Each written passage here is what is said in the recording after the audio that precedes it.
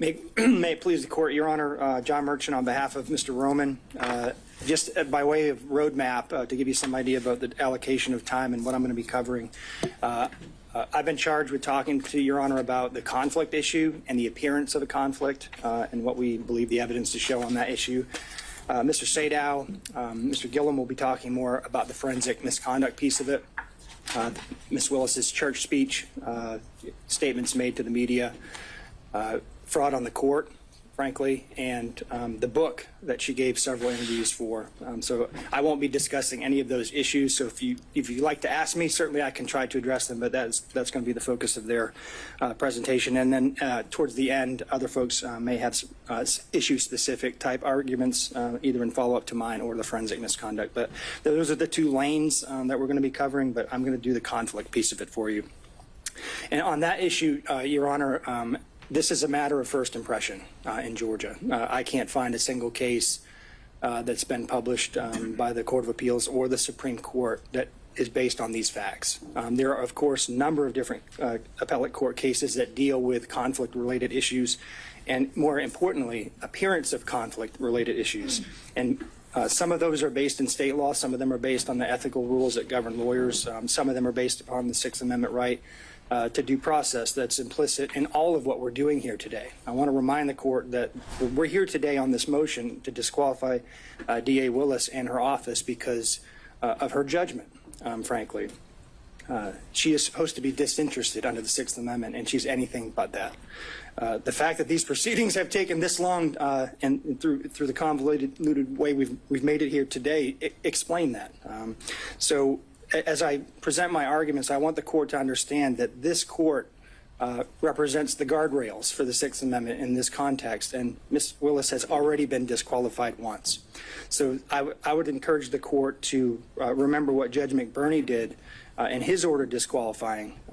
The same argument was made in that case as to whether or not there needs to be an actual conflict of interest or whether or not the appearance of a conflict of interest might be sufficient under the facts. I want to make clear to the court that the law in Georgia suggests and is very clear that we can demonstrate an appearance of a conflict of interest, and that is sufficient. I'm going to be candid with the court. There is a Supreme Court decision from 1996, Lambie State, and then there are two Court of Appeal decisions after that deal, frankly, in some dicta that suggests that an actual conflict is required. But the Supreme Court of Georgia, since those decisions came down, has made quite clear that the appearance of a conflict standard still applies. And the reason that's important is I think under the Sixth Amendment, which is where we're at, in order to preserve the defendant's rights under that provision and under corollary provisions of Georgia law, you've got to consider the appearance of a conflict. And the reason why the appearance of a conflict is so prescient here is because if this court allows this kind of behavior to go on and allows DAs across the state by its order to engage in these kinds of activities, the entire public confidence in the system will be shot. And the integrity of the system will be undermined. And so with those sort of public policy and constitutional principles, I wanted to turn to the law in Georgia on disqualification. And Your Honor, I'm going to give you the law, and then I'm going to talk about the facts and how they apply to the law at the end. If you want to talk about the facts earlier, jump right in, and I'll be happy to do that. I'm sure Your Honor is very well prepared and probably knows all the law that I'm going to cite to you. But to give the skeleton outline, the original seminal case that deals with conflict of interest from the Georgia Supreme Court is Williams v. State. That's 258 Georgia 305. And there are basically two methods by which you can disqualify a district attorney. One of them is a conflict of interest, and I'll suggest to the court that doesn't mean an actual conflict. That could mean an appearance of conflict as well, and then forensic misconduct. Importantly, in the Williams case, though, in footnote 4, and I think this is important for the court's analysis about the facts and which box it fits into, the court said there is no clear demarcation line between conflict of interest and forensic misconduct, and a given ground for disqualification of the prosecutor might be classifiable as either. And I think that's important because we have facts that fit in both boxes. So if a state stands up and says, well, there's no actual conflict here, Judge, that doesn't mean necessarily that it doesn't apply to the forensic misconduct. Typically, forensic misconduct relates to statements of the prosecutor designed to impugn the character of the defendant before trial and to affect the jury pool, which we have here, which I'm not going to discuss, but the facts that we have here very much relate to that issue, and there's crossover. Importantly, and I think this is important for the court's consideration of what effect the court's ruling may have, if you deny this motion, there's a good chance, if it's reversed, that we would be granted a new trial. So that means we're going to have to do this all over again. In amusement sales versus state, 316 Georgia Appellate 727, that's a case that cites Whitworth, which is physical precedent only. The court said, if the assigned prosecutor has acquired a personal interest or stake in the conviction, the trial court abuses its discretion in denying a motion to disqualify him, and the defendant is entitled to a new trial, even without a showing of prejudice. So that means if we show the court today, and I think we have through the proceedings today and before, that Ms. Willis has developed a very personal interest in this case, and Your Honor denies this motion, we're coming back all over again if the appellate courts say you were wrong. So what is that personal interest?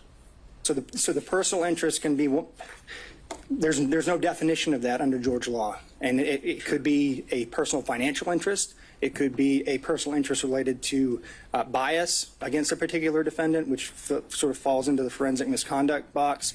But we have here a very personal financial interest that's been laid out in terms of money received by Ms. Willis as a result of the scheme that she set up.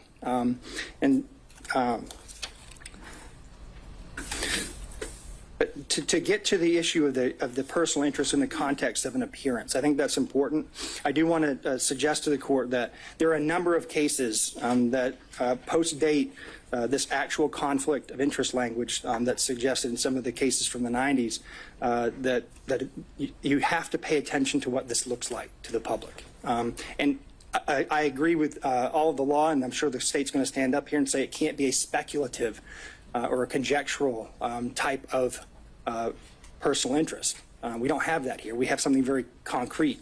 And as Judge McBurney put it, actual and palpable, not speculative and remote. That's exactly what we have here. We've demonstrated through the testimony of the witnesses, some of whom impeached themselves, that we have a very personal interest. In the seminal United States court case that deals with prosecutorial impropriety is Young v. U.S. That's a 481 U.S. 787 case. In that case, it's the opportunity for conflicts to arise that created at least the appearance of impropriety.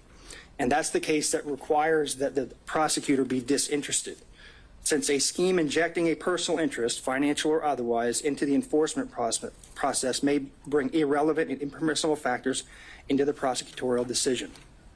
Now, there are a number of Georgia cases that sort of repeat that theme.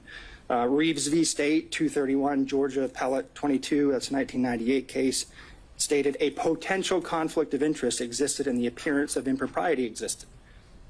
Davenport v. State, 157, Georgia Appellate 704, that's a 1981 case. That was decided 7 years before Williams. When there is at least the appearance of impropriety, a defendant is denied fundamental fairness in the state's prosecution of the charges against him or her.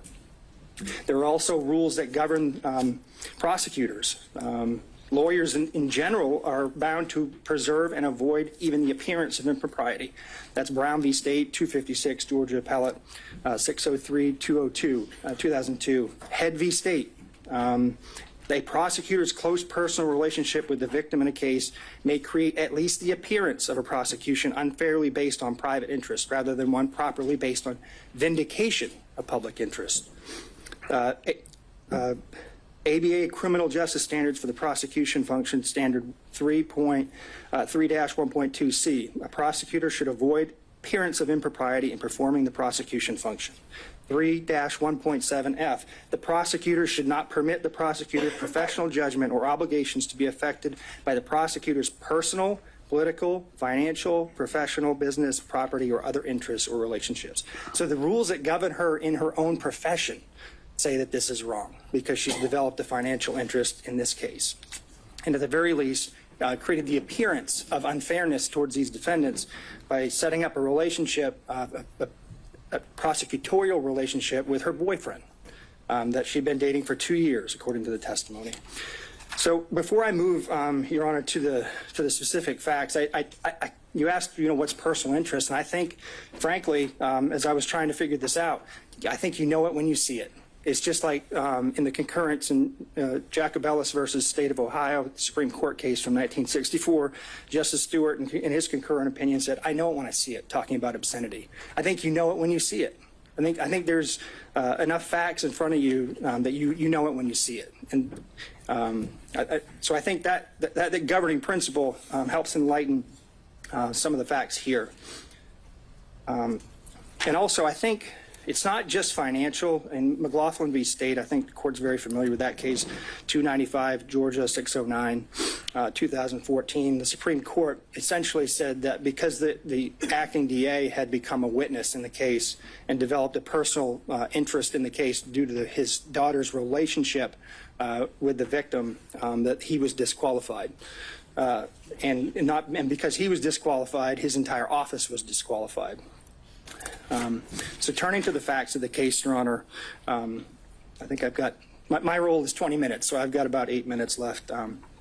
So why the relationship, why did we spend so much time on a relationship between these two people? We frankly couldn't care less if they had a personal relationship outside of work. That is not what the issue is here. The issue is that they began this relationship in 2019. They were dating for 2 years, and then she awarded him a contract where public money, either from Fulton County or the state of Georgia, ended up in his pockets. That decision alone was improper. But what's even more improper is that then she and he used that money to go on personal vacations and trips. If Your Honor will remember, Exhibits 9, 11, and 12 dealt with the expenditures by Wade on trips.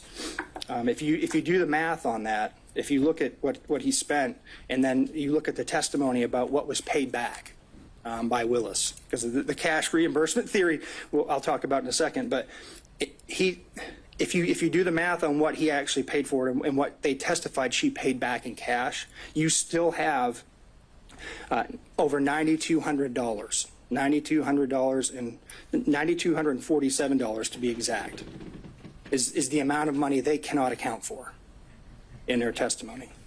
And as Your Honor will remember, there was no mention of cash in Mr. Wade's affidavit when the best and first opportunity to raise that issue would have come up is when the state filed their response in his affidavit. That is nowhere to be found in there. The first time we heard about cash was here in this courtroom. And so I think she's received a personal financial benefit of over $9,200 in this case that she can't account for, and the state can't account for. And the reason we can't account for it is because they came up with a cash theory. Cash theory only raises. Before we get into that, let me ask you this. Let's say the theory wasn't even there that they had paid it back or that there had been any exchange. Should there first be a consideration of a materiality requirement? No. Have you seen that in this jurisdiction? It's not in this jurisdiction. Have you seen that in any other jurisdiction? I haven't seen that, Judge. And if it was $6, that would still be improper. Would it be improper where it's a per se disqualification if someone, buys their boss a stick of gum? Is that per se disqualifying because there's no materiality requirement? Well, no, I don't disagree that it may not meet a materiality requirement, but it's a personal benefit. I won't say that giving a pack of gum is just justification for disqualifying a district attorney. I think that's part of the issue, Judge. I think it's a fact-based inquiry by you. So there's a continuum involved here. Yeah, but I think the continuum involves you looking at whether or not, in the grand scheme of things, it violates the Constitution, and whether or not there's an appearance of a conflict, and the appearance suggests that she actually received a benefit, and we know that she did. They admitted it. We don't have to speculate about that. They said that she said she got a benefit, and she said she paid back certain amounts. In that regard, Your Honor, I don't know, would $100 be enough? Would $200 be enough? I think you have to look at it globally and consider all of the witnesses, consider all of the facts, consider the credibility of the witnesses, frankly. Right. I mean, Your Honor sat here and watched everybody, so I haven't spent a lot of time going into the specific testimony because Your Honor is well aware of it. But you get to evaluate the credibility of the witnesses as a fact finder. And, you know, just from a legal perspective, though, you're saying we can't just say dollar amount, look no further. There has to be a totality of the circumstances analysis. I think it's fact specific, Judge. I don't really want you to pin me down on that because there's no law on it. I can't give you a straight answer because I haven't seen anything like that. And I think if we build a materiality requirement into the case law, then you're down a slippery slope then, because then it's going to be the appellate courts are going to be deciding, well, is $50 enough? Is $100 enough? So I think it's not necessarily the amount of the money, it's the fact that she received it, and it's not insignificant. And I don't think your order has to say because she received $9,200, she's disqualified. I think if we go back to the 20,000-foot level, what's the appearance here? Is this fairness to the defendants? Does it appear that she is interested in this prosecution, or does it appear that she's disinterested? She took the stand. You can tell she's not a disinterested person when it comes to this proceeding, but we also argue she's not a disinterested person when it comes to the prosecution as a whole. I'm going to leave for I'll resist the temptation to defend my wife, who I believe to be an excellent lawyer and a member of the bar for 20 years in good standing. But I will say this, Judge, you don't just evaluate the credibility of the witnesses. You evaluate the credibility of the lawyers. And Mr. Abadi stood up here in open court in front of national news and the national public and called her a liar. I need to address that for 1 minute.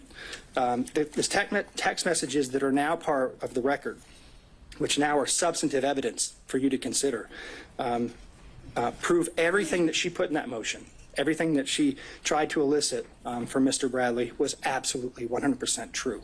And not only was it true, she verified through the witness himself that the motion was accurate before it was filed.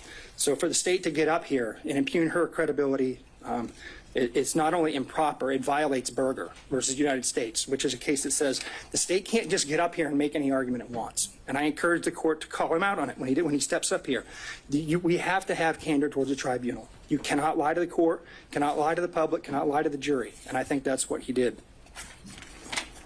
So there's other corroboration of our view that she was in this relationship. I think, frankly, based on Mr. Bradley's testimony, Your Honor can separate the wheat from the chaff when it comes to credibility. But Mr. Bradley had 2 chances to correct information that he suddenly developed amnesia about, and he just didn't do it. How does the timing of the relationship impact a financial interest? Because it's part of the scheme she created intentionally in order to give benefits to her boyfriend. So there's a reason why they fought so hard on this, Judge. I mean, there's a reason that every single subpoena was objected to, every single question we asked Mr. Bradley was objected to, the jumping up and down, all of the obfuscation. There's a reason for that. They know that if Your Honor finds that relationship started in 2019, that the appointment of Wade itself was improper, and if that was improper, then he had no business as an average citizen, along with the fact that they didn't have approval from Fulton County to appoint him in the first place. That undermines the indictment. It creates a structural impairment in the indictment because he had no more business being in the grand jury room than I did. So that's what they're worried about. And the reason why it's important for the financial piece, Judge, is it's how the money ended up going back to her. She put her boyfriend in the spot, paid him, and then reaped the benefits from it. That she created the system and then didn't tell anybody about it. She didn't even tell her dad about it. So I think if in the grand scheme of things, if you're looking at the totality of the facts, and I've got to sit down here in about 2 minutes to make room for my co-counsel. If you look at it, everything put together, judges, they did this, they knew it was wrong, they hid it, and even when they were called out on it, they tried to create an excuse for it by saying it happened after the fact. We know now from the testimony, Ms. Yurdy confirmed that Mr. Bradley, his text messages were accurate, not his court testimony, but that fact was accurate. the motion is accurate. And so also, I do want to point out there's no paper trail here for the cash. I know that this was I know she and her father both testified that they kept cash on hand, which, I mean, keeping cash on hand in and of itself is not a problem. When you're a public official and you're required to keep track of gifts that you receive, then you need to keep track of it. But there's no paper trail. There's no deposit history. There's no withdrawal history. There's no receipts. None of that. So even assuming their testimony could be credible, and we don't think that it is, you still don't have enough information to track all that money that she received. And this is just what we know about. But does the lack of evidence fall on the state? Does the lack of evidence fall on the state? Isn't that where burdens come in? Yeah, yes, I think they had an obligation to tell Your Honor, hey, this is where the money went. And they certainly had the ability to do that if they could do it. Since they didn't do it, we have to assume they can't. And if they can't, I just want to remind the court of a very important piece of testimony from Ms. Willis that I think goes to credibility of all of the officers of the court who testified. She met with Wade, and they developed, in 10 minutes after talking about the financial piece, I believe, this cash theory that could not be rebutted. We have no ability to do that. They did, and they chose not to do it. So with that, Your Honor, unless Your Honor has more questions for me, I'm going to sit down and turn the podium over to my distinguished colleague, Mr. Sadow. Thank you, Mr. Merchant. Appreciate the court's time.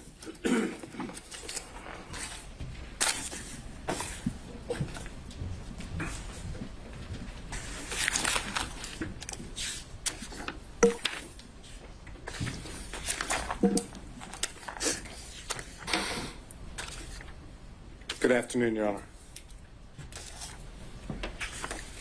I'm going to speak to what I would call a subset of forensic misconduct. And I'm going to assume that all the law that's been provided to you in pleadings as well as emails, you don't need me to tell you what the law is. So I want to just set up how the disqualification and then dismissal of the indictment should take place under the subset of forensic misconduct. Roman's counsel, Ms. Merchant, filed on January 8 her pleading, her motion to dismiss and to disqualify. We were in court that Friday of that week in which I made it known that that is President Trump, may adopt that motion. I wanted to see what was going to happen before I did so.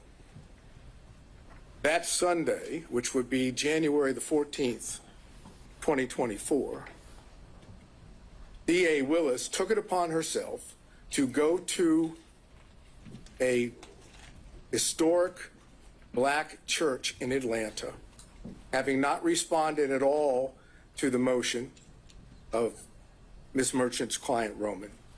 And she made what we now call the church speech. And Your Honor has reference to that.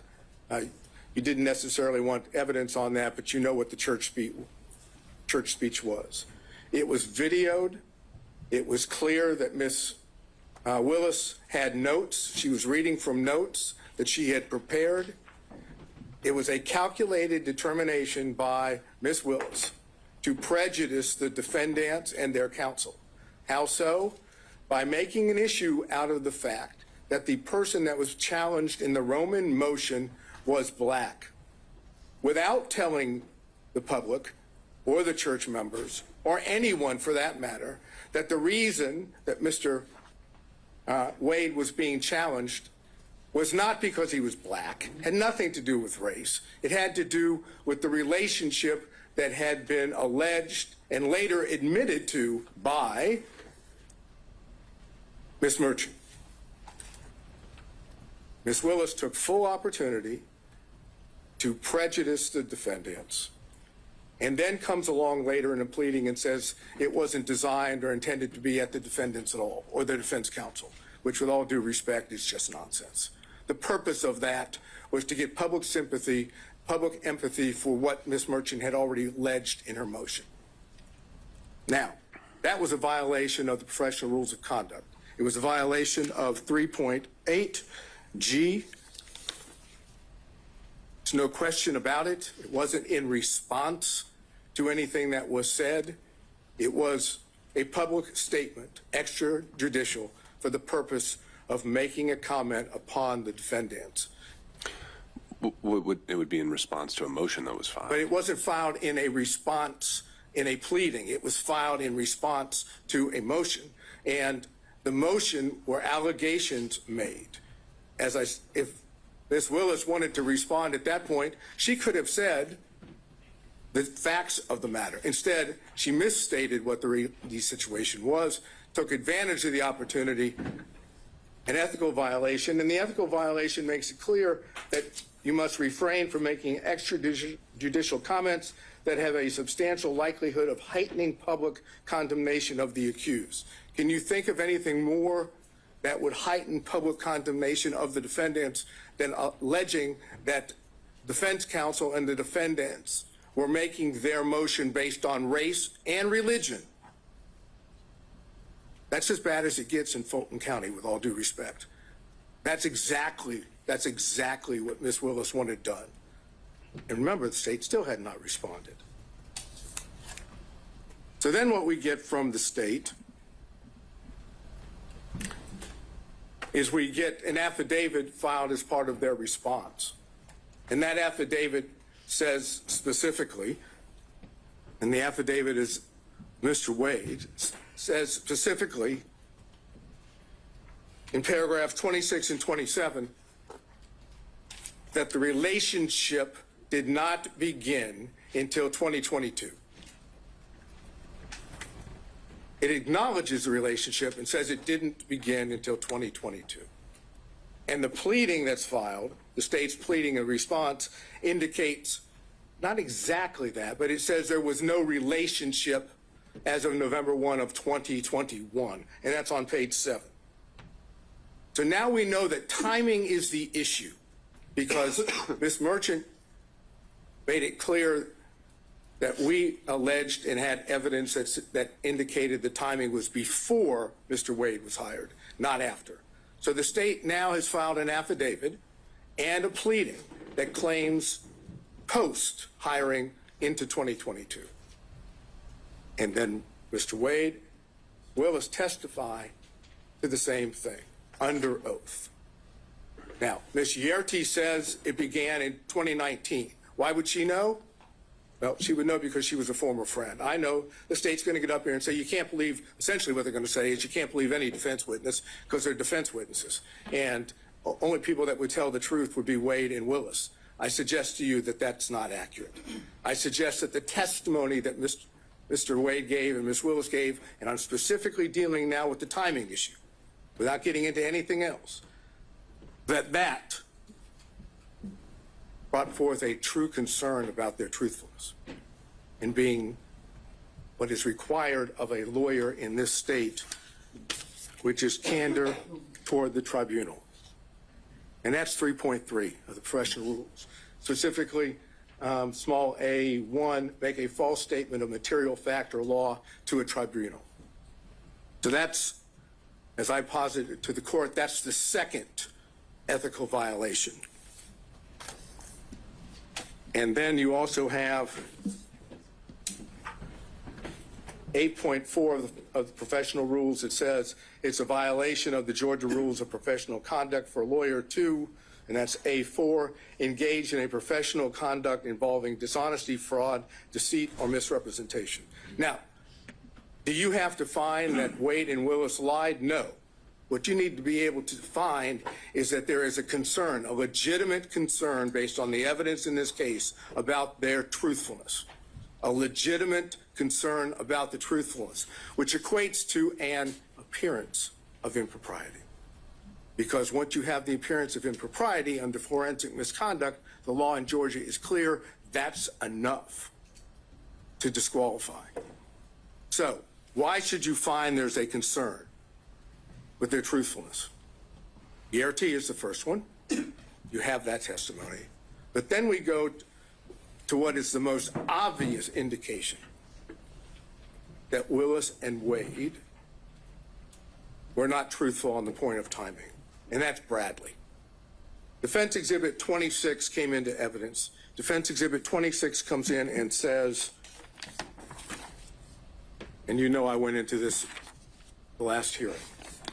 It says that on January the 5th, 2024, at approximately 9:49 a.m., there's text messages that are exchanged between Ms. Merchant and Mr. Bradley. And the text messages go like, just date, and that's from Ms. Merchant. Ms. Merchant says, do you think it started before she hired him? Bradley, who we now know from Defense Exhibit 39, has been texting with Ms. Merchant for a number of months. This is not the first time. This is months within the communications between the two. Mr. Bradley says, absolutely. Now, absolutely is not a speculative word. That's not speculation. That's a definitive statement. And Bradley then, unprompted, says this. And unprompted is important. It started when she left the DA's office and was a judge in South Fulton. It goes on, Ms. Merchant says, she liked it started when she left the DA's office with the appropriate emoji or whatever one would call it to say it was liked. And then Mr. Bradley say they met at the municipal court CLE conference. Again, unprompted. He's now definitively telling Ms. Merchant when this relationship started. Ms. Merchant says, that's what I figured when he was married.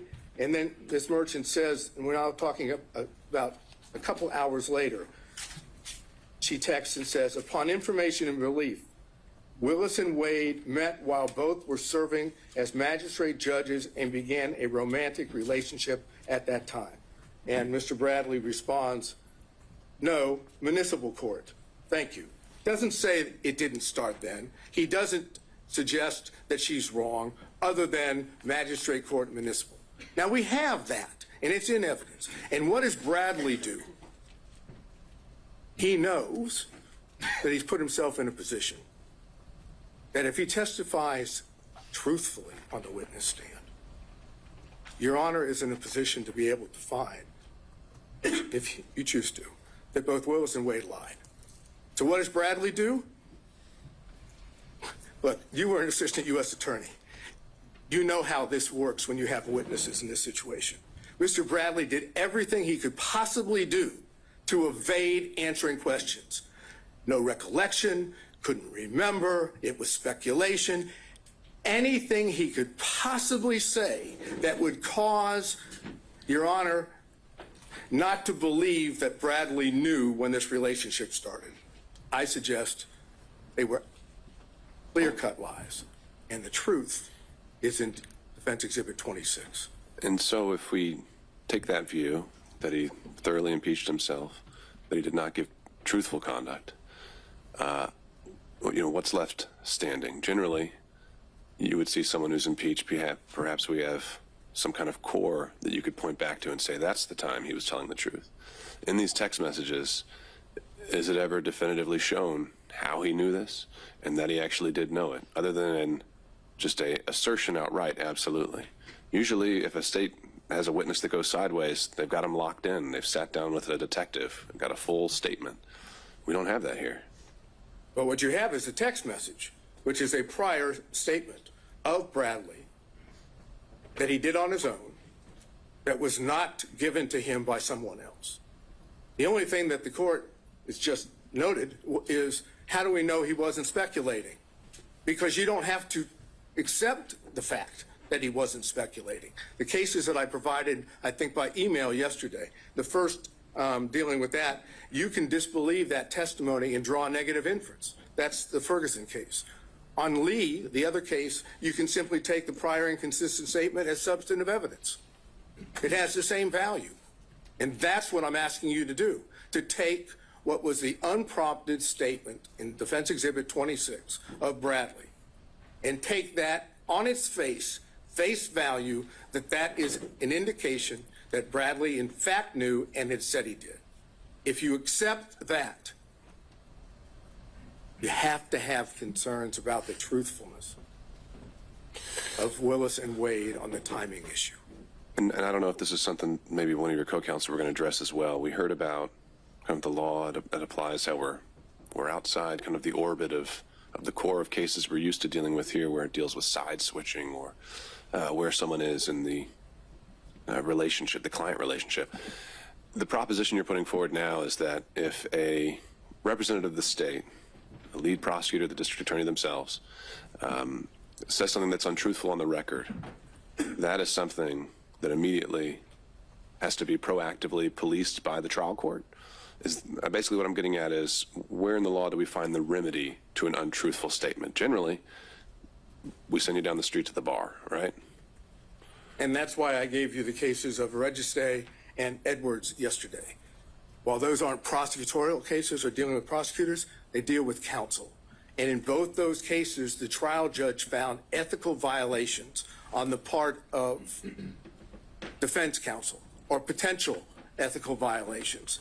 Went through the ethical violations and said, based on that, you're disqualified. You cannot be the attorney of record in this case. What's good for the goose is good for the gander. If defense counsel can be kicked off of a case because of ethical violations, I suggest the same thing can happen for prosecutors when the ethical violations deal with truthfulness, candor to the court, extrajudicial statements. Those are the things that this court can rely upon and say, based on those, again, I find an appearance of impropriety. Where would be the limiting principle? The district attorney signs every indictment assigned to this courtroom. No. Does that mean she's off every case? No, it would be when the... If I found that she's untruthful, is that what you're kind of suggesting, though? You don't have to find, again, I'm not saying you have to find she was untruthful or that Wade was untruthful. You don't have to make a finding of fact that they lied. All you have to do is make a finding of fact that you have genuine, legitimate concerns about their credibility, about their truthfulness. And once you find that, then you can apply Registe and Edwards. Well, but it's the same principle, though. If I have genuine concerns about her truthfulness on a particular occasion, how do those not spill over into every criminal case a district attorney brings?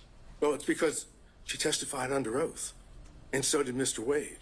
They didn't have to testify falsely. They could have testified truthfully. They could have indicated that the relationship, the timing was in fact before Mr. Wade was hired. They chose not to. And in that sense, that dishonesty, that constitutes a violation of their ethical responsibilities. This is not signing an indictment. This is not filing a pleading in which both sides have their own positions. This is a requirement that every witness has to tell the truth under oath. And if they don't tell the truth under oath, or there's a significant concern about their credibility, then they're violating their ethical rules. And as anyone will tell you, as Your Honor already knew from when you were a prosecutor, prosecutors are held to a higher standard. They're the ones that are supposed to be seeking justice. They don't have a particular, they're supposed to be disinterested. When you have the lead prosecutor and the DA giving what I suggest to you is untruthful testimony based on what Yerty has said, based on what Bradley said in his text, based on the whole way it was presented to you. Bradley didn't want to testify. He first came up with his attorney-client privilege thing on that. And Your Honor was, fortunately, went into that. And then when Bradley knew he had to testify about it, you saw what happened. You can draw the inference, as I've suggested on Bradley, that what he said in the text message, Defense Exhibit 26, is true.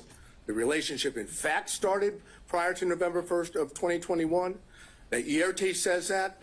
And now, without getting into any detail, the cell phone records. The cell phone records show that during that period of time from, let's say, April 1 of 2021 to November 30th of 2021, that there was a considerable number of 35 or more occasions where it appeared that, based on the records, that Mr. Wade was down in the area where Miss Willis was staying in Yerti's apartment. But more important is there are 2 occasions, and the state has not challenged those. There are 2 occasions where the records reflect that it appears Mr. Wade spent the night at that apartment. The state may say, we don't accept that, but they didn't challenge it. And even when they brought forth what they brought forth today, supplemental 2 and 3, they didn't challenge it again. So what does that suggest? That's corroborating evidence of what Yerte had said, of what Bradley said in his text message. It's also impeachment evidence as to what Wade and Willis said about how many times. Is that a significant, in terms of just the times? Didn't Mr. Wade testify that he was there at least 10 times during that time frame? You've now found 35. Well, minimum of 35. Okay. But never overnight. He said he never spent overnight. Put that to the side, though, just in terms of the fact that he did say he'd been over there, that he'd visited the place, and I would presume he wasn't obviously keeping a very good accounting of it, but that wasn't something that was entirely denied. If you're asking me, do we win on the point that he said more than 10 or around 10 and we say 35, do we win on that point? Sure. No. Okay. It's not determined. The overnight rate might raise some more concerns. Understood. Yeah, it does. And that's the reason why we highlighted it in the affidavit of Mr. Middlestadt, because that is suggestive that they were not being honest to the court. So then, how much time have I used? Have I? I'm letting them use the hook. So, suggestive. Again, raising issues. I'm wondering about burden. Is it we're dealing with a preponderance standard? We are dealing with a preponderance standard, and it's our burden. Yeah. No question about that. So does suggestive get us there? No, but it is corroborating evidence of evidence that we did put up. And that's what the purpose of the cell phone records. They corroborate what Yerty says. They corroborate what Bradley said in Defense Exhibit 26. And they impeach, to that extent, Wade and Willis's testimony. So if you find by a preponderance of the evidence, so I can finish this up, if you find by a preponderance of the evidence that what I call subset of forensic misconduct, ethical violations, has been shown, and that there is a significant and legitimate concern about the truthfulness of Wade and Willis, they're disqualified. Now, obviously, factual findings are yours, but the law allows you to do that. You don't have to do it through an actual conflict. That's the other side of the equation. And that's what I've argued, and I think that's what Mr. Gibbons can argue. Before I let you go, though, this is an interesting classification. You're saying forensic conduct isn't just commenting publicly about the case indicating guilt. You're saying forensic conduct is just anything a district attorney says falls into that box? No, I'm saying that improper, that obviously. Forensic misconduct as a subset of that would include violations, ethical violations, which impact the ability of the defendants to get a fair trial, as well as impact the court's ability to have faith that the prosecutors, these 2 prosecutors, are acting in good faith in their own conduct. Same idea dealing with, as I said, defense counsel in the 2 cases I mentioned. Ethical violations can give rise to disqualification, and I suggest we have that here. All right. Thank you, Mr. Sato. Thank you. Where's the shot clock when you need it? Right there. Your Honor, I want to address very directly here. What we have is a systematic, continuous pattern, a calculated plan, evidencing a design to prejudice the defendants in this case, in the minds of the jurors. This is what we have seen. This isn't the problem that the district attorney has. It's not that the district attorney had some sort of brief off-the-cuff statement in an interaction with a reporter like in Williams. That's not what we have here. We have someone who sat down, wrote out her speech, wrote out her plan, who sat down for whether it's 2, 3, or 6 times with the editors of Find Me the Votes and told and got her message out about this case before it was supposed to be tried in this courtroom. And so that is the problem that we have. We have a pattern of forensic misconduct on behalf of Ms. Willis. So, I mean, we have a pattern of public statements being made. I take it you or your team has dived in and read the book. I know she was asked about specific portions in it. The only case that I can find actually talking about when someone crosses the line on public comments is that Williams case, and it talks about there has to be an implication of saying the defendant, a particular defendant, is guilty, and it even denied it, right? So, have you found any case in Georgia where they actually said that a prosecutor had gone too far in their public comments? Does one exist? Well, number one, thank goodness it doesn't happen often. Sadly, it's already happened here. Now, in Williams, the prosecutor had one response to an inquiry the court found it was improper, but did not have this pattern.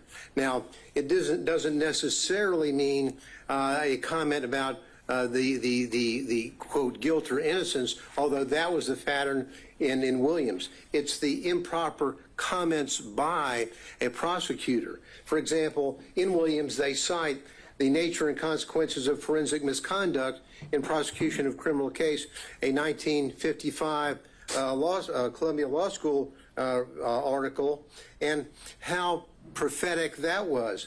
When Williams cites that case in that law school article, they talk about an awful lot more than simply the comments about specific guilt or references to guilt. What you have here, Your Honor, is a comment, and we can't look at it doesn't apply only if a prosecutor said, I think the defendant is guilty in my mind. No, it's more pernicious than that.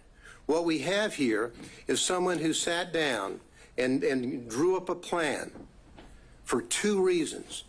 And what she did reminds me of what the court in Estes v. Texas talks about, and that is that pretrial can create major problems for a defendant, indeed more harmful than publicity during a trial, for it may set the community opinion as to guilt or innocence. That's what we have here. That's exactly what we have. And the court in Estes talks about the power of the television camera. So what do we have, and what did this prosecutor do? What she chose to do is sort of what was criticized by the Supreme Court in Shepard v. Maxwell. Legal trials are not like elections to be won through the use of meeting halls, the radio, or the newspaper. That's exactly what we have here. What we have is a deflection. What this is all about is more insidious than just making the comments that she's made. It's a deflection. What she chose to do was to say, okay, I have done my best to hide the relationship with Nathan Wade. And Nathan Wade has done his very best by filing false documents in his divorce case to hide his relationship with Miss Willis. Now, and so what did they do? Well, when Miss Merchant filed the motion to disqualify, now the game plan has to change. The game plan I call the deflection begins to take place. The deflection is when the district attorney sat down and wrote out. I'm sure the court has. When you look at that video, it's in evidence of her speech at church. She has written out everything and she's reading from it. She chooses to deflect. The court asked earlier, wasn't she really responding to the motion that had been filed against her? Would that she had. Because if she had, she would have looked the members of that church in the face and say, there's been an allegation that I had a romantic relationship with Mr. Wade, and ladies and gentlemen of this congregation, it's true. She didn't do that. She chose to deflect and to do two things that are reprehensible for any lawyer, but particularly for a prosecutor. She chose to pull out the race card and the God card. That's what she did. And she wrote it out. She went on to deflect away from the allegations in the Wade motion, and she said, she's saying why in her talk public discussion with God, why are they only attacking one in reference to Mr. Wade? And then she goes on to say, God, isn't it them playing the race card when they only question one? Now, if she had been truthful with that congregation, truthful with the community, she would have said, I had a relationship with him. Good, bad, forgive me, whatever. That's what she should have said. But she chose to deflect and say, them, the reference to them and the others and they. It's obviously a reference to the motion filed by Ms. Merchant. They choose to go after the black man. And she then goes on, again, deflecting away and deflecting to what I call the third rail in American society, choosing somebody on the other side of being a racist. So-and-so is a racist. They're racist. She was the one playing the race card in a way to try to deflect from her own conduct. She goes on to say in discussions with the Lord, God, is it that some will never see a black man as qualified no matter his achievements? Again, the deflection. What is she saying? The listener is not necessarily in that audience in that church. The listener is at Fulton County. The potential jurors who will come into a courtroom and say whether or not they can fairly judge the evidence or judge the defense in this case. She chose to inject race into the minds of the listeners and virtually everybody in this community, and literally everybody in this country has reviewed and analyzed her speech that she made in a premeditated way. And in bringing in not only the race card, but also in bringing in the religious matter, this is exactly what Hammonds v. State and our Supreme Court talks about condemning as an inflammatory appeal to the jurors' private religious beliefs. Why would she do that? To deflect. But now, not only is she deflecting, but she is then going forward and, in a way, telling the community, telling the congregation that God is on her side, not on the side of these people. God, she said, and when she's talking, and she's saying, God, pray for their souls. I, meaning God, qualified you. I qualified your imperfect, flawed self. I see you in every hour. Do my work. As though she's telling the folks in her very, very, very implicit way, injecting into the minds of the jurors, God wants me to win this case. God wants me to prosecute this case. And why is he going, and why are these others going after the black man? Well, the answer is very simple. As we said in our brief, we didn't mention Mr. Cross, the white female, or Mr. Floyd, the white male, because there was absolutely no evidence, and is no evidence, of a personal romantic relationship with them in which he obtained these benefits. That's the reason why we did not do that. So she goes forward with her with the deflections. That's exactly what she does when she goes forward. And she talks about a planned interviews time and time again with authors of a book, Find Me the Votes, where she's talking about a case that's going to be tried in this courtroom. It's reprehensible. So in that specific, instance, setting aside the fact that she was willing to go on the record before a case had even reached the jury, what specific statements from that book do you contend cross the line? Well, for example, she's saying, she goes on to talk about all the calls that she gets from people calling her racial terms. And all the calls are racist. What she's trying to do, and I think there's a reference in there to MAGA people, whatever. In that, what she's really saying is that those people calling me up and making those claims or those horrible racial slurs to me are really people on their side of the fence. That's what she's doing. And there's no reason, Your Honor, ever for a prosecutor to sit down and go forward with this kind of interview. She did it in Find the Votes. But then they what really happened here is this hiding of the relationship. Because in hiding the relationship, they have done such a good job. Mr. Wade filed false documents in his divorce case when on May the 23rd, May of 2023, talking about, have you ever had sexual relations with a person during the course of the marriage or including the period of separation? He's still married. He doesn't have a divorce decree, but his answer is none. Then he's asked whether or not, on any occasions, he's entertained or been entertained by someone, a woman, a member of the opposite sex, in this case a woman, from the date of the marriage to the present, talking about place and time and all that. What is the answer? None. Why does he do that? He does that because he doesn't want to tell about the relationship that he has with Miss Willis and the benefits that he has gotten and that he gave to her. That's exact. And what these answers are absolutely reprehensible. That a member of the State Bar of Georgia would file these answers that are inaccurate. What does Miss Wade do? Miss Willis do? Miss Willis, on her financial report, on whether or not she has gotten anything of $100 or more in value from a prohibited source.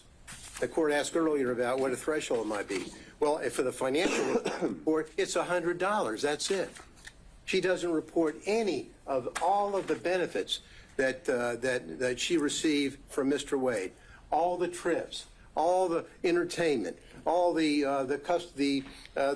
3 nights in the luxury suite in Aruba. All of that. None of that is here.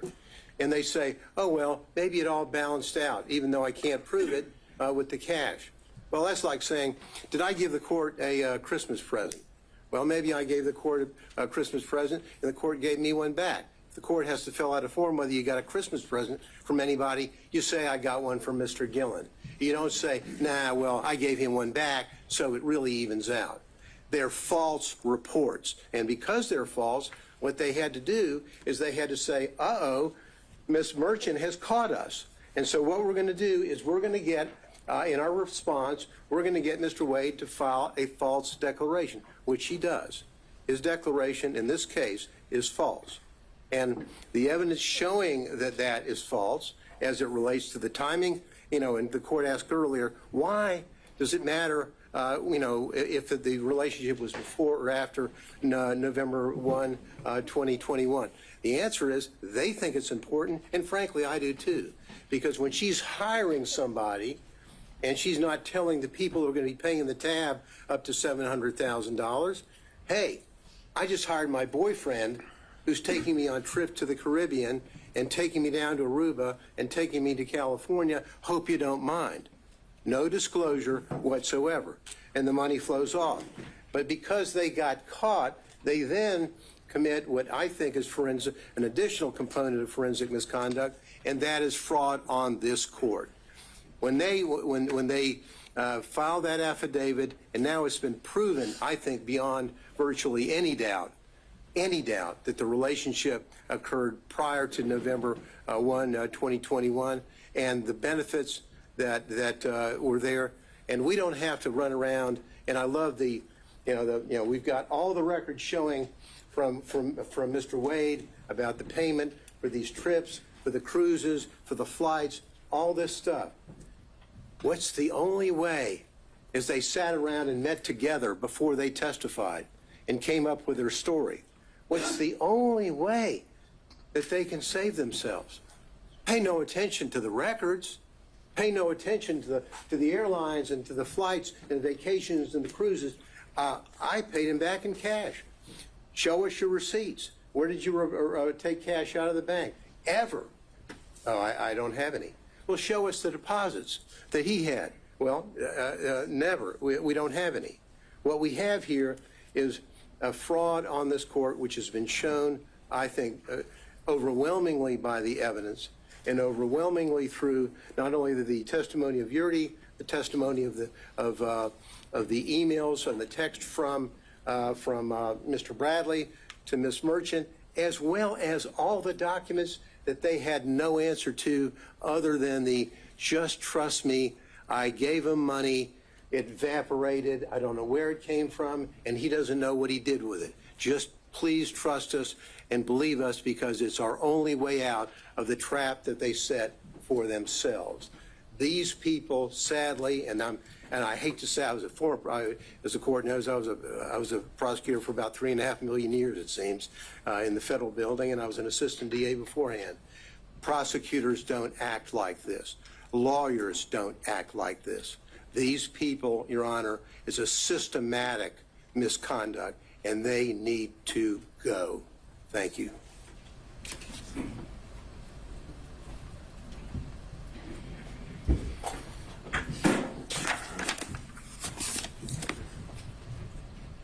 Your Honor, I'm going to cover a few factual details without overly rehashing what has already been said.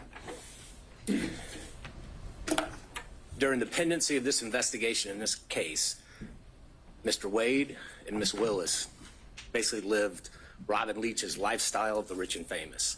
And they did this riding on the backs of the defendants in this case, funded by the taxpayers of Fulton County and the state of Georgia, with the money that was paid to Mr. Wade through the contract that Ms. Willis got him. That money flow, that is the personal interest that you asked about. She was personally benefiting from the position, from the job, from the scope of the investigation, from the scope of the indictment, and how they conducted it. And we know this, we know from the records that have been submitted before the court that Mr. Wade paid at least $17,095 towards this relationship. That does not even include the various dinners, the day trips that both Wade and Willis admitted to. So that number is likely even higher.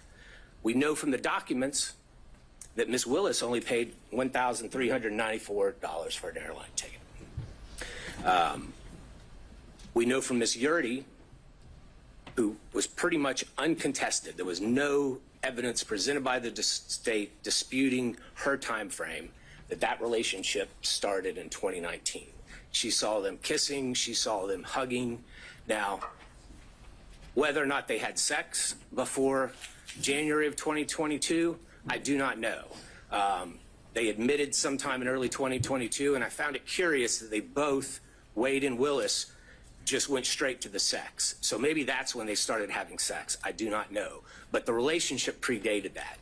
And their combined and overly suggestive focus on that is a red herring to this court and to the defense, that that's what they want you to focus on. They want you to ignore all the evidence that the relationship predated that.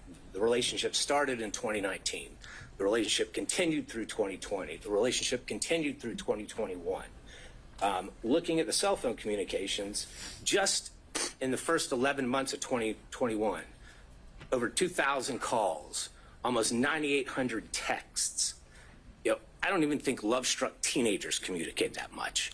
The November 29th and November 30th escapade, phone call from Ms. Willis, between Ms. Willis and Mr. Wade, 11:32 that night. Shortly after midnight, the phone starts traveling down from where Mr. Wade lives and ends up where Ms. Willis is staying, and he's there until roughly 4:55 a.m. None of the excuses, none of the explanations that Mr. Wade gave, going to the Porsche experience, going to dinner, going to the airport, none of that explains that. I'm pretty sure the Porsche experience isn't open in the middle of the night. I'm pretty sure that there weren't any restaurants that he drove 30 to 45 minutes to go eat at in the middle of the night, right after he talked to Ms. Willis. Teenagers have a name for those kind of calls and those kind of escapades. I won't go into it. But the documentary evidence, the objective evidence, undercuts everything that both Wade and Willis said. When you look at Ms. Yurdy, again, she unequivocally said that relationship began in 2019. She saw physical evidence of a romantic relationship. Mr. Bradley, in the text messages, which are substantive evidence, said that that relationship began in 2019. Again, his January, temporary amnesia that somehow was triggered temporarily after Gabe Banks called him, we can question that. But we do have statements from him that specifically said that relationship predated Mr. Wade's appointment by Ms. Willis. You asked, well, in Mr. Wade, you asked what the materiality would be. How much is enough? Well, clearly 17,000 is enough. But Fulton County has told us, has told Mrs. Willis what the materiality is. It's $100 in a year. She twice signed declarations, certifications that she did not receive any gifts. And even under her strained explanation, there were monies, there were gifts, there were dinners, there were excess contributions flowing her way that exceeded $100. Her excuse, or I'm sorry, her explanation, well, I just paid it in cash. That just does not stand to reason. It does not hold up to the light of truth. Anyone that has ever been in a money laundering trial, a forfeiture trial, if that's the explanation we give the state, they laugh. Oh, I just gave cash. I have no records for it. I have no source for it. The only thing that she could say that was a source for the money, because at times she said she was down to $500 to $1,000. The only explanation she had is, well, sometimes I go to Publix and I may get an extra $50. That shows up on your debit card or your credit card. Did they bring those records in? No. Did they bring her bank accounts in? No.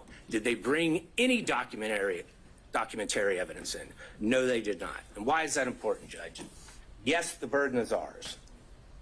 But under OCGA 24-14-22, if a party has evidence in such party's power and within such party's reach, by which he or she may repel a claim, and they had that power, Ms. Willis had that power, Mr. Wade had that power, that they can repel the claim that we have made against them, but they admit to produce it, or if they produce weaker evidence, then you, as the fact finder, Judge, it is in your power to disregard that, and a presumption arises that that documentary evidence that is in their possession that they failed to produce supports our claim. And that is something that the state relies on regularly in criminal trials. And that is something that the court should rely on in this case when formulating its factual findings. And we know that both Mr. Wade and Ms. Willis have some difficulty expressing the truth when it comes to their relationship in these cases. We know Mr. Wade lied in his interrogatories multiple times. We know Ms. Willis falsely certified that she hadn't received any gifts from anybody. And Mr. Wade clearly was a prohibited source. He was someone doing business with Fulton County. Anything over $100 in a year, she had to put down, and she put zero.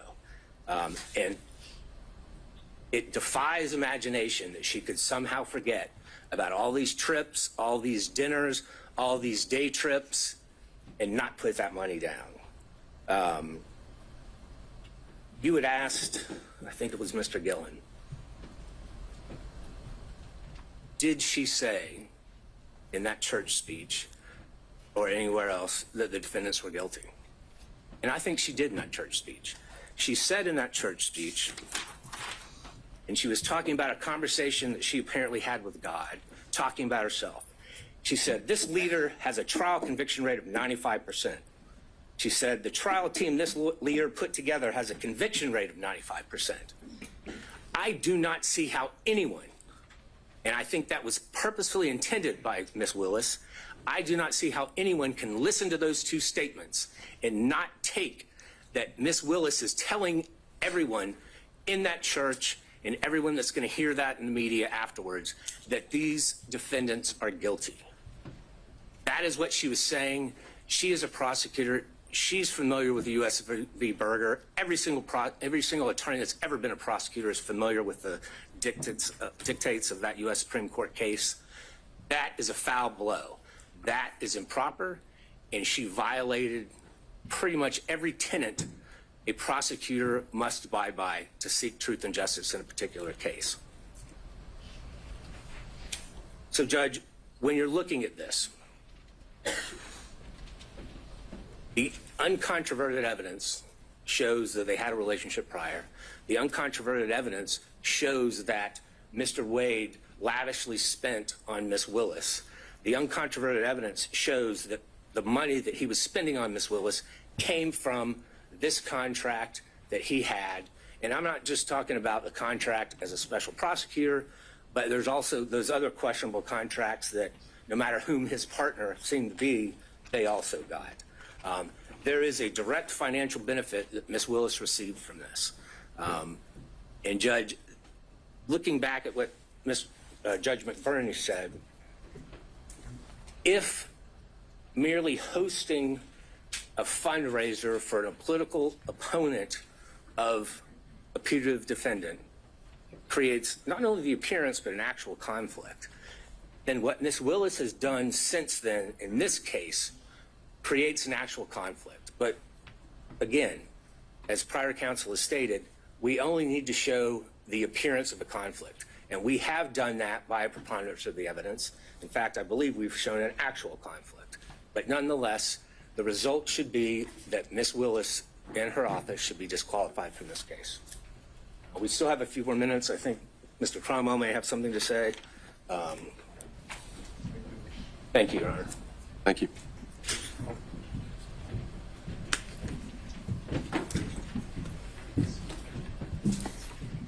Good afternoon, Your Honor. Yeah. Harry McDougald for Mr. Clark. I'm going to talk further about conflicts, and I'm going to assume the most difficult standard for us to meet, which is actual conflict. But before I begin that, I want to add just a little bit to what has already been said about the standards that apply to prosecutors. Our appellate courts have said often the administration of the law, and especially that of the criminal law, should, like Caesar's wife, be above suspicion and should be free from all temptation, bias, or prejudice so far as it is possible for our courts to accomplish it.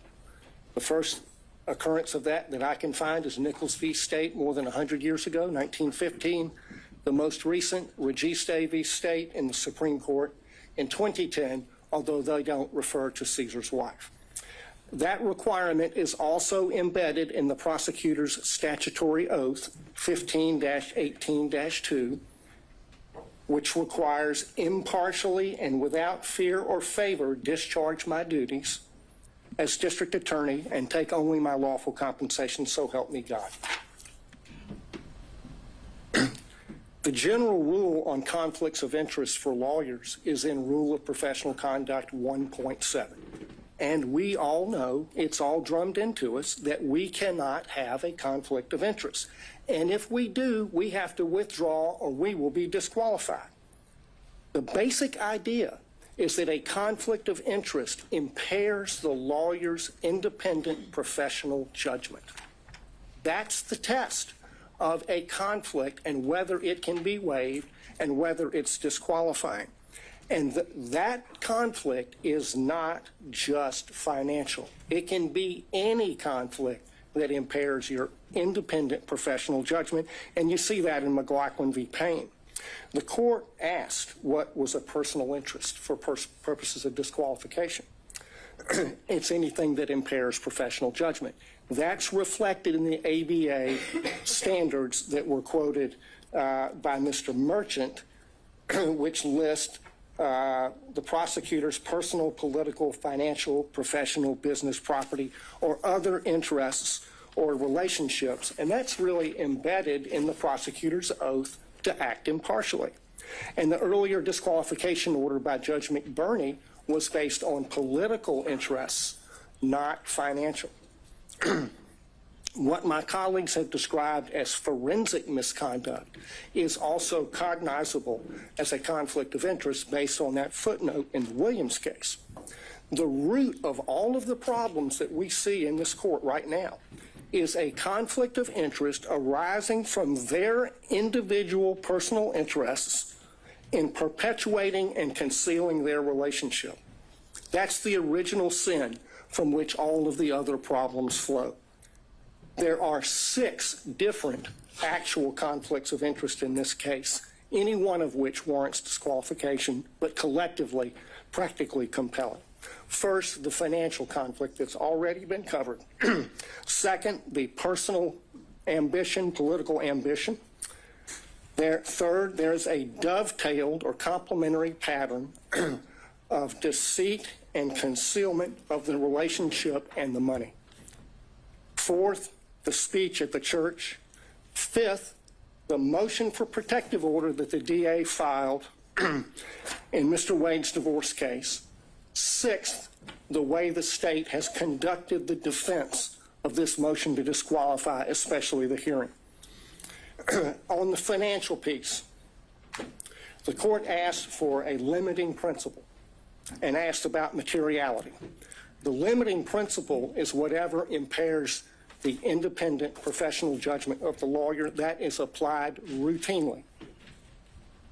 We have a county code section that flatly prohibits gifts from contractors, period.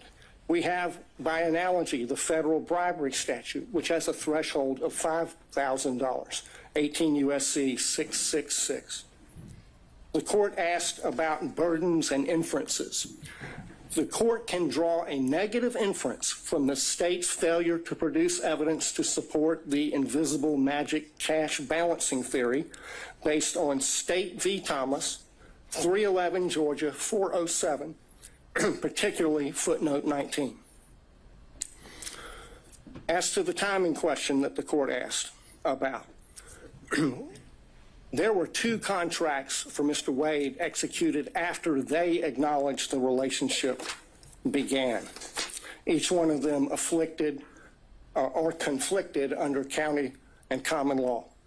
The second conflict is her political ambition, for which he was previously chastised by Judge McBurney, and that's also present in this book. The inside flap of this book says that they were given, quote, exclusive access to thousands of secret documents, emails, text messages, and audio recordings. The court has twice denied defense motions to unseal special purpose grand jury materials. She helped herself to get the glory of this book. I introduced certified copies of a number of county code sections. I'm not going to walk through those, but I'll tell you why they matter. The stack of law from the state constitution down to the county ordinances imposes a regime on the DA under which she has 3 obligations. She has to go to the county commission to get approval to pay him like she did. She cannot accept gifts from a prohibited source. She has to disclose the gifts that she received.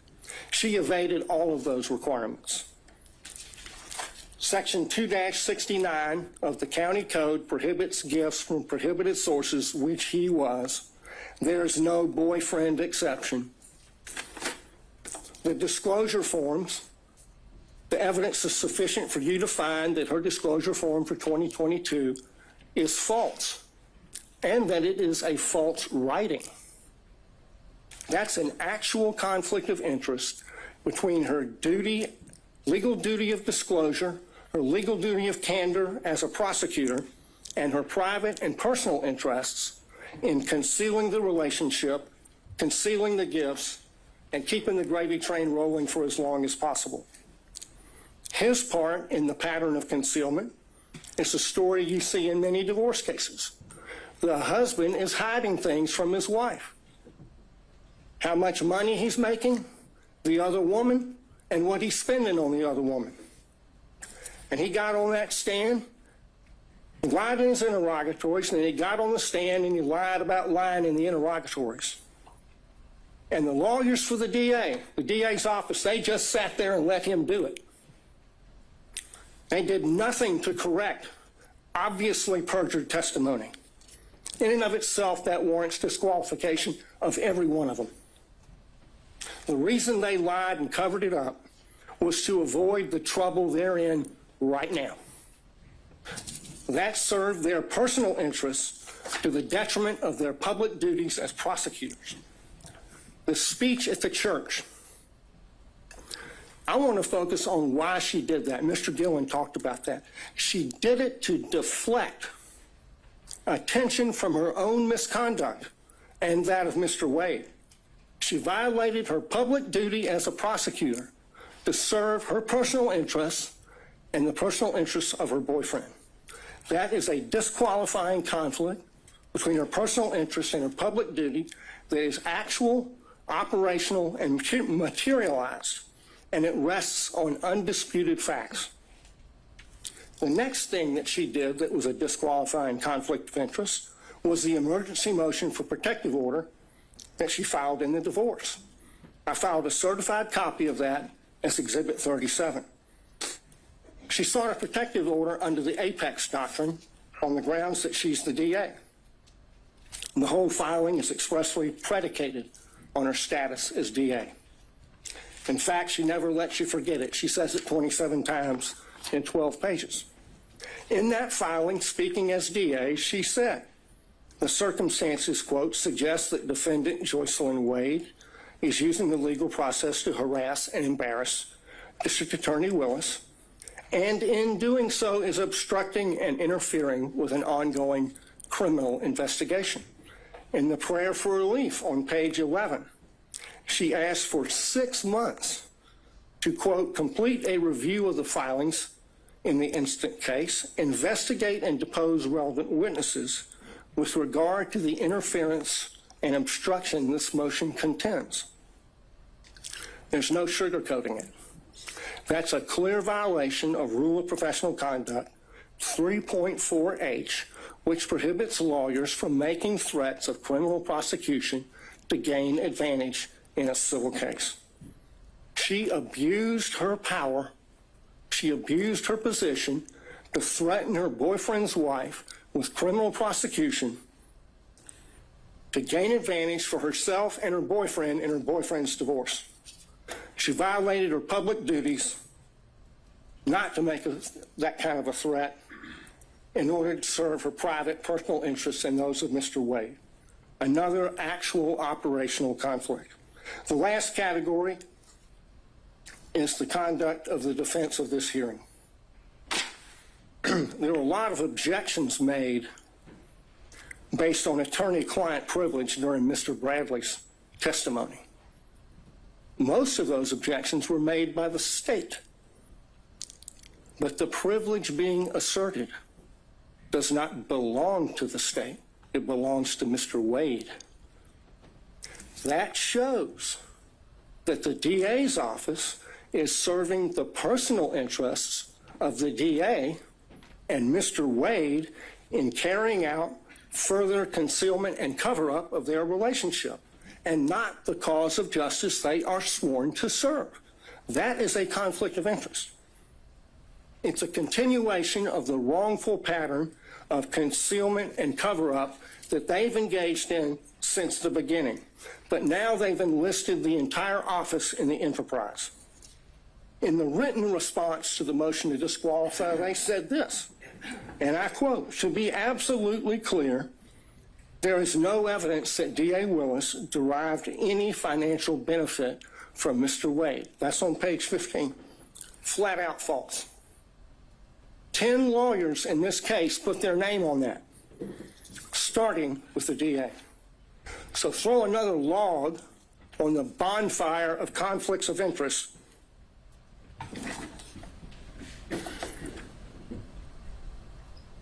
The problem here is the DA cannot distinguish between her personal interests and ambitions on the one hand and her public duties as a prosecutor on the other, and apparently neither can anyone else in their office.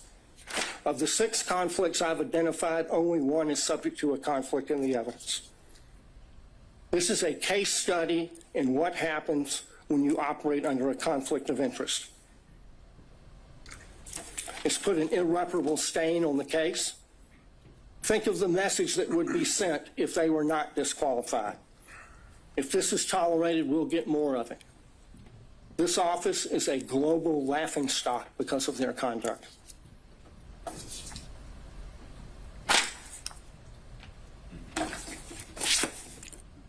They should be disqualified and the case should be dismissed. Your Honor, there's not much oxygen left in the room. We delineated the times based on the whole presentation. Would Your Honor consider some time for us in rebuttal? No. Okay, well then, could I reserve what I had, 5 minutes for Sure, rebuttal? that's fine. All right, thank you, Your Honor. All right, let's take a quick 5, and we'll be back at 2:40-ish to hear from the state. Thank you.